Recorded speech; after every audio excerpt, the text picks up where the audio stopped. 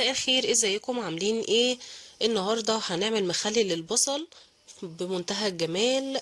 سهل وبسيط، مش هياخد معاكي 4 دقايق او 5 دقايق بالظبط واقفه في المطبخ بتعمليه. وعملنا معاكم قبل كده الزيتون اللي بيقعد معانا من السنه للسنه، وعملنا البدنجان وعملنا الخيار، وعملنا كمان اللفت. هسيب لكم كل اللينكات بتاعتها في الوصف. يلا بينا على طول نسمي الله ونصلي على الرسول ونعمل البصل. بس يا ريت ما تنسوش تكتبوا لي في الكومنتات رأيكم ايه. اول حاجة هنسمي الله وهنجيب البصل اللي هو الصغير ده، زي ما انتوا شايفين كده صغير، وهنبدأ نقشره. هنبدأ ان احنا نقشره عادي جدا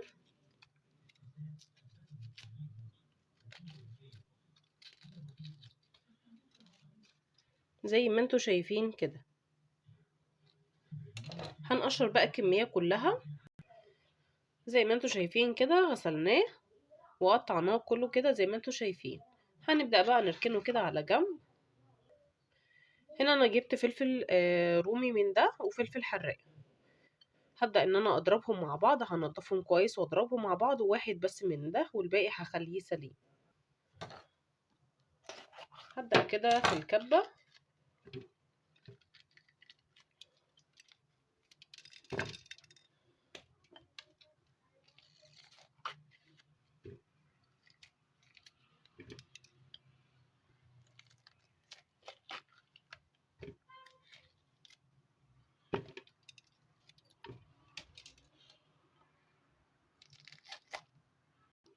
بعد كده هجيب بولة وهبدأ انزل بالفلفل اللي انا ضربته زي ما انتوا شايفين كده.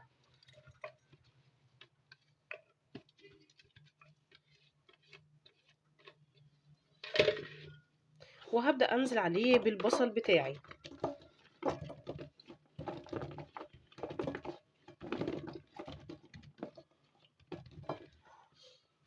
هقلب بقى كويس.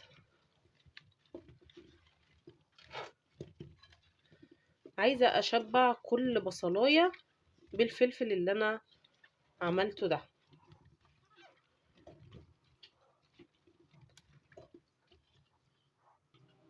زي ما انتوا شايفين كده قلبته وحطيت الفلفل زي ما انتوا شايفين.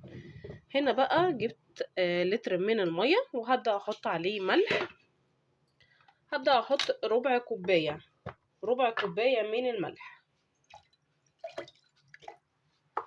ربع كوباية مليانة او ربع كوباية ومعلقتين. هبدأ بقى اجيب البرطمان معايا زي ما انتوا شايفين، غسلاه ومنشفاه زي ما انا متفقه معاكم قبل كده. وهبدأ بقى اخد الفلفل معايا كده واسقطه كده.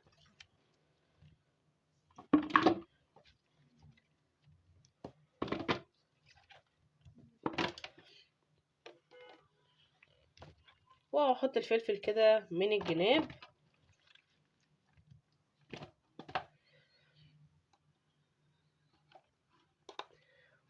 طبعا بيدي طعم حكاية.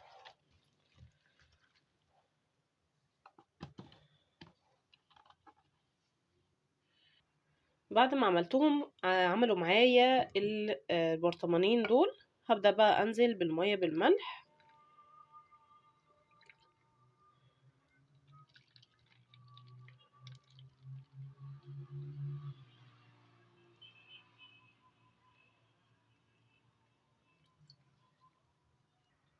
وكده ابقى خلصت البرطمانين زي ما انتوا شايفين كده.